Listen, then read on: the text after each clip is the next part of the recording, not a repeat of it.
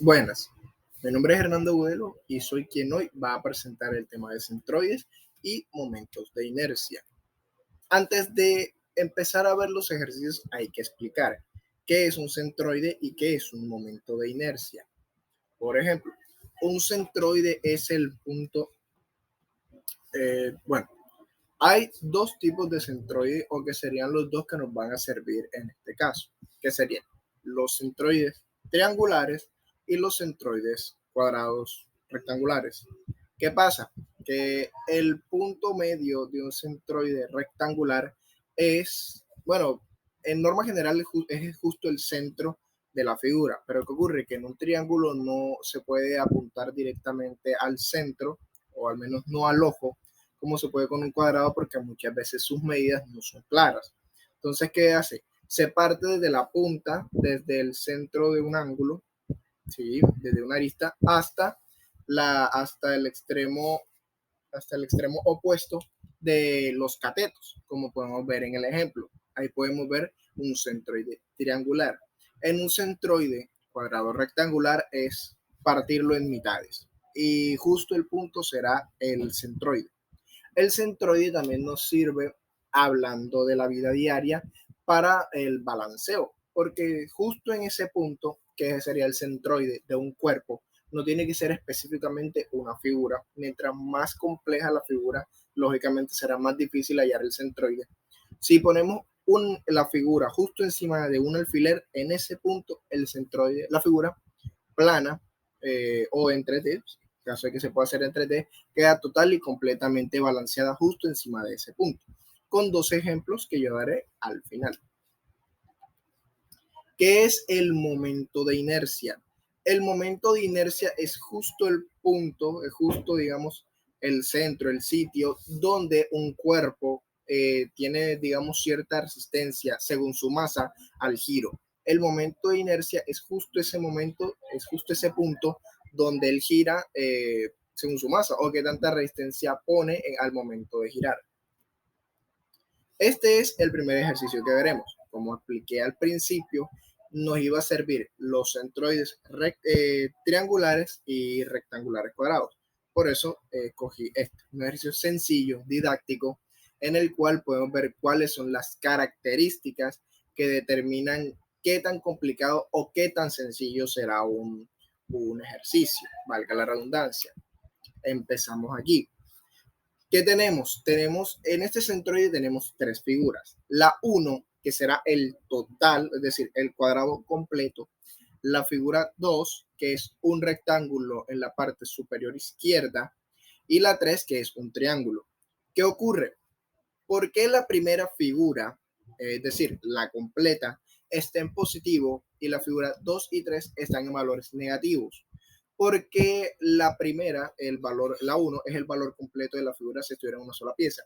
La 2 y la 3 son los valores de un espacio vacío. Y eso nos va a servir en posteriori para restar los valores 2 y 3 a la figura y ver cuánto mide el centroide. En este caso, como podemos ver, y podemos hacerlo con la calculadora, un cálculo sencillo para sacar área. El área de un cuadrado, claro, ojo, la medida siempre va a estar en pulgada cuadrada. Al menos en este caso va a estar en pulgada cuadrada. ¿Por qué? Porque para sacar área hay que multiplicar base por altura. Y sabemos que cuando se están multiplicando las variables, la variable, más bien la magnitud, la magnitud queda, pero se eleva uno más.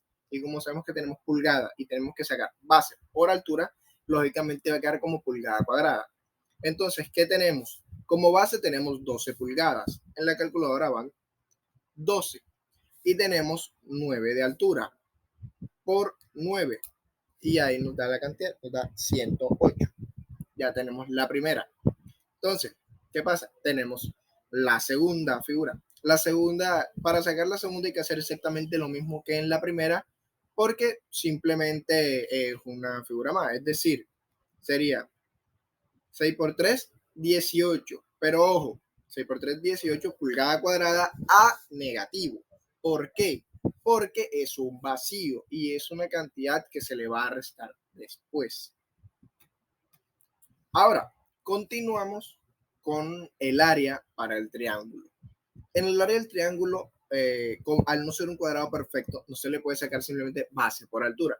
Hay que agregarle un pequeño proceso más, que es base por altura entre 2. Entonces, vamos a hacerlo así. Sería 6 por 12 da 72 entre 2, 36. Pulgada cuadrada negativa, porque es un vacío, como ya he dicho, y se le va a restar al valor total, es decir, a la área 1. Seguimos. Ahora en la figura vamos a hallar los puntos. Bueno, ahora ¿qué ocurre? Vamos a buscar esas mitades del cuerpo, pero en el eje, perdón, con respecto al eje X. Es decir, que la línea que estamos buscando no sea paralela, sino perpendicular al eje X. La primera, como es sencillo, teniendo en cuenta que X es la base, vamos a sacar una figura vertical. Perdón, una línea vertical que la separe en dos mitades. En la primera, como sabemos, figura 1 es la figura completa y su base es 6. Por lo tanto, la mitad va a estar en 6. No es necesario marcarla, al menos no está ahora. En la segunda, como sabemos, su base es 6, la mitad del anterior. Entonces, al partirla en 2, va a quedar como 3, que es lo que tenemos ahí. Y en la tercera ya pasa algo un poco distinto. Los triángulos siempre empiezan a poner problemas. ¿Qué ocurre? Que el triángulo dará una mitad, o bueno, lo que debería ser su mitad, según nuestro punto de referencia. Como ustedes ven, yo tengo dos medidas allá abajo, 8 y 4. Entre las dos da 12, que es la medida total de la base. Pero, ¿qué es lo que hace la diferencia? Pues el punto de referencia desde donde yo decida partir. Si yo decido partir desde el ángulo agudo que yo tengo ahí, la forma de calcularlo va a ser 2/3 partes de X. Sí, 2/3 partes de X. Entonces, nuestro X es 12. Si nos fijamos en la parte superior derecha, donde ya yo lo tengo hecho, sería 2/3 partes por 12. Se hace la reducción, el 1 pasa igual y se reduce 3 veces al 12. ¿Cómo nos queda eso? Como 4. Como lógicamente abajo queda un 1 y lo que queda es el 2 que está arriba, se sale a 2 por 4. 2 por 4, 8. Esa sería nuestra mitad en X, o bueno, nuestra mitad vertical con respecto al ángulo, al eje X, la cual estaría ahí. Si se dan cuenta, no está pegada. Esa sí la marqué porque podría causar un poquito de confusión. Y está marcada un poquito más a la derecha porque al ser 8, claramente no la puedo poner directamente donde está. Ese 8 ahí es para mostrar la cantidad, no directamente donde está puesta. Justo la línea separatoria la tiene justo la X negra que yo coloqué ahí. Ahora, ¿para qué nos serviría sacar la mitad de la otra manera? Es decir, no tomando como punto de referencia al ángulo agudo, sino tomando al ángulo recto. Ahí sería X terceras partes, o bueno, la tercera parte de X sería lo más correcto de explicar. Y como sabemos que esto es 12 entre 3 sale a 4, y ahí sería justo la pieza que estamos buscando ahí, pero ese funciona más buscando mitades horizontales. Estamos buscando mitades verticales. Igualmente, si simplemente le ponemos mente, nos daremos cuenta que la cantidad que también más nos beneficia como una mitad por la ubicación que tiene, o sea, la ubicación propia en la figura, en el plano, es el 8, no el 4. Bueno, podemos seguir. Ahora, lo que buscaremos serán las mitades horizontales con respecto al eje Y. Claramente, como dije antes, no quedando paralelo al eje Y, sino quedando perpendicular. Entonces, ¿qué encontramos? Bueno, aquí lo que estamos encontrando son las mitades básicas y sencillas de sacar. nada del otro mundo. ¿Qué ocurre? Que es que las mitades que estamos sacando, no, en este caso, estamos sumando una altura, estamos buscando alturas completas. ¿Qué significa eso? Lo explicaré ahora que llegue a la parte, a la segunda parte, a la segunda altura de Y. La primera altura, teniendo en cuenta que toda la altura 6 más 3 es 9, su mitad horizontal va a ser de 4,5. Listo. En la segunda parte, perdón, en la figura 2, y es donde quiero explicar lo anteriormente mencionado, es, si ustedes se dan cuenta, son 9 de altura, pero yo no puedo marcar que eso tiene 1,5 de altura. Bueno, digamos que la figura sí tiene 1,5 de altura, teniendo en cuenta que es un vacío, pero como hace parte de una figura completa más grande, aunque sea un vacío, es una medida que se debe tomar completa para hacer un cálculo correcto. Yo voy a tomarlo como si estuviera en la parte del cuadrado total. Entonces, viendo dónde está puesto, que es mitad de 3, que es 1,5, y la medida que ya yo tengo antes, justo desde donde parte la base baja de ese rectángulo, es 6. 6 más 1,5 da 7,5, que es la medida en Y de la figura 2. Claramente, esta figura en pulgadas. Ojo, porque esta figura, porque estas y estas están en pulgadas y no en pulgada cuadrada. Recordemos que estamos simplemente verificando las medidas que tienen. No estamos haciendo ningún tipo de ecuación ahora mismo. Y en caso de hacerla, como hicimos para hallar el triángulo, serían simplemente ecuaciones para sacar una cantidad. No estamos haciendo una multiplicación ni nada que requiera tener el cambio de la unidad. Por lo tanto, todas estas unidades están en pulgadas sencillas. Ahora, en la tercera, que es el eje en altura Y con el triángulo. ¿Qué ocurre? Sabemos que su altura es 2, pero ¿por qué? Bueno, ¿por qué?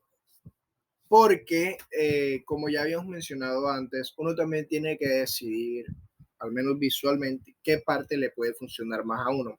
Y antes habíamos utilizado la ecuación de 2/3 partes de x, pero en este caso vamos a utilizar directamente la tercera parte de x con respecto al ángulo recto, al ángulo de 90 grados que tenemos en la parte inferior derecha. Podríamos tomar el ángulo agudo que está en la parte superior derecha. Sin embargo, al ojo yo me doy cuenta que ahí no me va a dar la medida que estoy esperando, al menos la que creo que puede ser la correcta. En mi caso, yo utilicé el ángulo recto, la cual simplemente es 2, así de sencillo.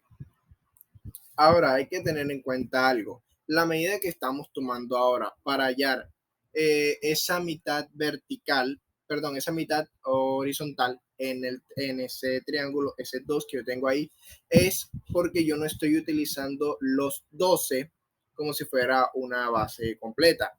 Yo estoy utilizando una tercera parte de 6, de la mitad, para hallarla, porque no me queda una medida tan alta, porque entonces me va a quedar por la mitad del cuadro y eso ya sería la segunda medida. Entonces, una tercera parte de x, que en este caso sería 6, que es el medio cuadro que yo estoy utilizando, con respecto al ángulo, queda simplemente como 2, 3, 6, un cálculo sencillo para quedar claro, 6 entre 2, perdón, 6 entre 3, me equivoqué. 6 entre 3 sale a 2. Y es justamente la cantidad que yo tengo, la que nos beneficia. Podemos seguir. Ahora, ¿qué está pasando aquí? ¿Qué ocurre? Que yo estoy sacando cantidades según la necesidad, que en este caso, ¿qué va a ser? Vamos a hacer la multiplicación del área, es decir, sí, multiplicación del área por altura en X y multiplicación del área por altura en Y. Si, por ejemplo, sacamos la primera, que es figura 1, área 108, y lo multiplico por la altura en en X, que en este caso es 6, 108 por 6, me va a dar 648, que es la altura que yo tengo medida ahí. Ahora, vamos a hacerlo con todas las medidas para asegurar que los cálculos son correctos. En la matemática hay que ser muy claro. Y ahora explicaré una pequeña cosita más al final de estos cálculos, para centrarnos únicamente en los cálculos y dejar la variable de último. Ese es mi estilo personal, es mi forma de trabajar. Cada persona lo hace a su modo. Como yo tenía una profesora que lo decía, si tú estás en la noche y tú quieres matar un mosquito, tú lo matas como sea, pero el punto es que lo mates. Listo. Entonces, área de la figura 2.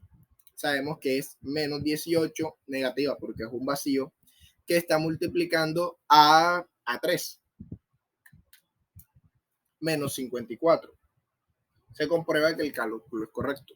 Y seguimos con la tercera. Menos 36 multiplicado por la altura en X va a ser, por 8. Me da menos 288. Ese es el cálculo. Ahí está, ya tenemos los tres cálculos. Son justamente los que están marcados arriba en negrilla para ver de dónde salen los números. Entonces, ahora serían multiplicar esas áreas, pero no por las alturas en X, sino por las alturas en Y. Bueno, continuamos con el cálculo de las áreas en Y. Entonces, la primera sería 108 por 4.5, que nos va a dar 486. Cálculo que tengo puesto en la tabla, cálculo que tengo puesto ahí arriba. Los cálculos son correctos. Segunda del área 2, menos 18 por 7.5 es igual a menos 135. Cálculo en la tabla, cálculo en la negrilla. Menos 36 que multiplica a 2,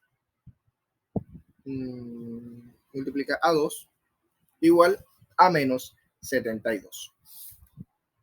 Listo. Ahora, lo que yo iba a mencionar, que no mencioné al principio, es que teniendo en cuenta que tenemos el área es pulgada cuadrada y las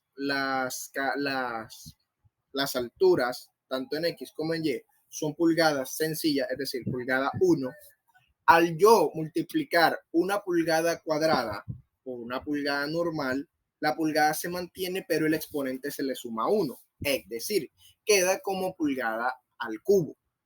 Así. Ahora, ¿qué tenemos aquí? ¿Qué son esos símbolos con esas letras? Son las sumatorias que tenemos en total según lo que estamos buscando. En este caso, la sumatoria para hallar el área sería 108 menos 18 menos 36, lo cual es la sumatoria de únicamente el área, lo que nos da 54 pulgadas cuadradas, como lo tengo yo acá. ¿Qué ocurre? Porque aquí es pulgada cuadrada y no pulgada cúbica, como dije antes, porque no estoy haciendo ningún tipo de multiplicación ni división que requiera mover el exponente. Estoy haciendo simplemente una sumatoria de los datos que ya tenemos. Ahora, vendría la sumatoria del área por la altura en X. Entonces, en ese caso sería, quiero corregir, no es la multiplicación del área sobre la altura, sino es, sí es la sumatoria del área en la altura, pero no es por la altura. Corrijo, para quedar claro. Entonces, del eje X, que es el que estoy buscando, que es con lo que estoy trabajando. Entonces, como tenemos esas tres alturas, vamos a ubicarlas en la calculadora. 648 menos 54 menos 288 nos da 306 pulgada cúbica, porque ya habíamos dicho que anteriormente se había multiplicado el área por la pulgada cuadrada por la pulgada normal, lo que nos da pulgada cúbica. Entonces, y la última altura del área, que es una altura en Y, se hace 486 menos 135 menos 72, lo que nos da 279 pulgadas cúbicas. Ustedes se habrán dado ya a esta altura, se habrán dado cuenta de algo, de que los únicos valores que todo el tiempo se mantienen positivos son los de la figura 1. Los valores de la figura 2 y 3 están negativos o sus valores o tienen valores negativos. ¿Por qué? Pues teniendo en cuenta que al menos del área 1 es una figura completa,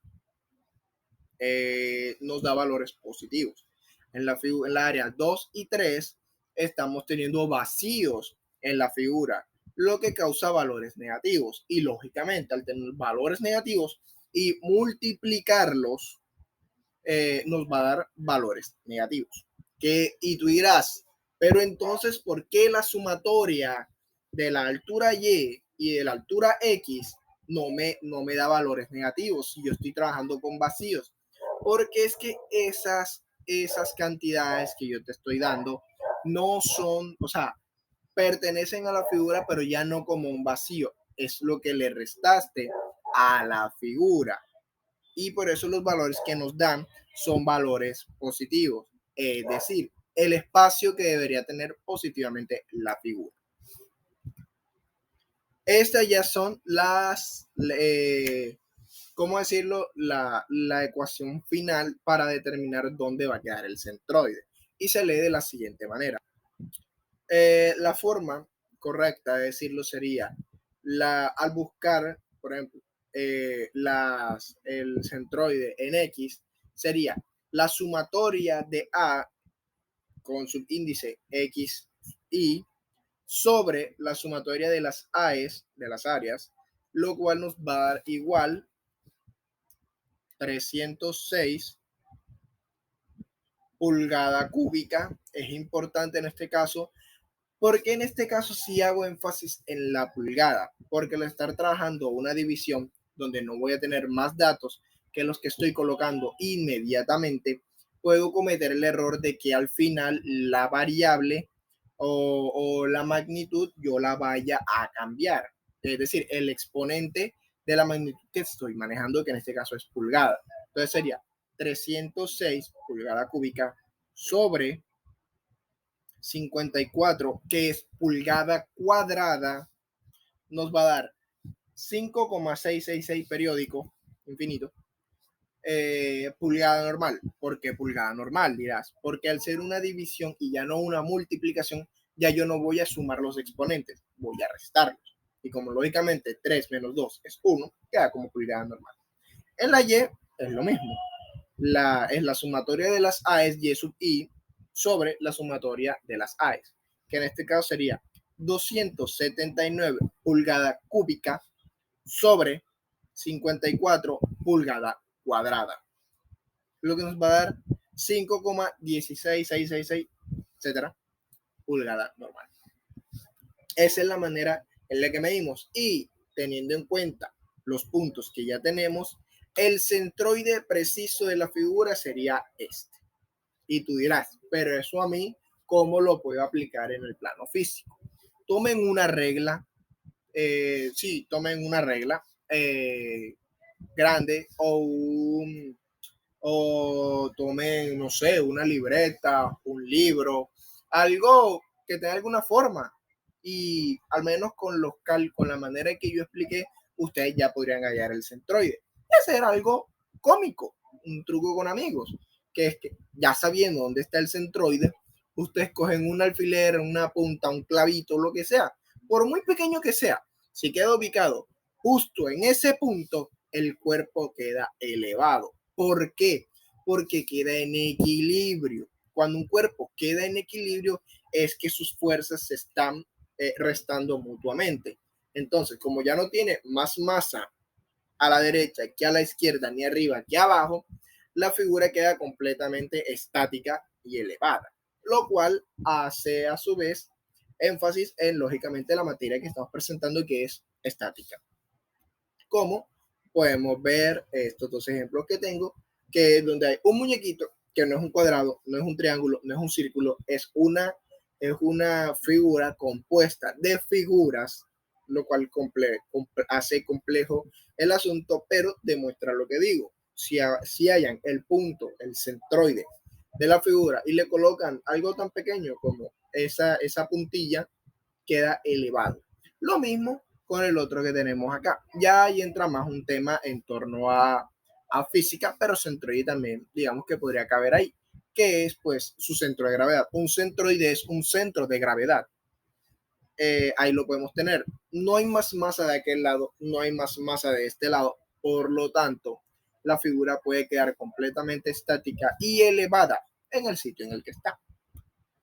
Ahora, teniendo en cuenta eso, lo que seguiría es trabajar el momento de inercia. ¿Para qué me sirve a mí tener o saber qué es un momento de inercia? Bueno, como lo habíamos dicho anteriormente, el momento de inercia, bueno, puede decirse que es la tendencia de un cuerpo a resistirse a un cambio no digamos de forma, sino a un cambio de movimiento, de situación, un cambio simplemente según el eje en el que esté colocando. Un cambio, digamos, de estado, de quieto a móvil. Entonces, una forma práctica y realista de comprobarlo es haciéndolo con figuras. Supongamos que esto es un círculo, ¿sí? ¿Por qué no? Son dos caras circulares planas y yo intento colocarlo justo en la mitad. ¿Se cuenta? Yo lo giro y él gira sin muchos problemas, dependiendo del eje. Si yo tuviera la capacidad de dejarlo justo en el centro, a ver, ahí, y yo lo hago girar, él gira sin problemas, giraría sin problemas, como se dan cuenta, gira sin poner mucha resistencia. Ahora, es teniendo en cuenta que esto es el eje, el centro, donde giraría sin mucha situación. Ahora, si lo que yo hago no es colocarlo con eso, sino colocarlo con algo mucho más complejo, que tiene más masa por otras partes, y, y yo lo intento hacer girar, él tiende a detenerse porque su inercia, su masa, lo obliga o pone más resistencia a ese cambio, a ese movimiento. Bueno, entonces, teniendo en cuenta lo anteriormente dicho, bueno, basado en lo anteriormente dicho, puedo decir que este cepillo de puesto de este eje tiene mayor momento de inercia que este vaso, que es con base, que tiene dos caras. Ok, ahora vamos a tomar un ejercicio sencillo de momento de inercia para explicarlo de forma clara y didáctica. ¿Qué hice yo aquí?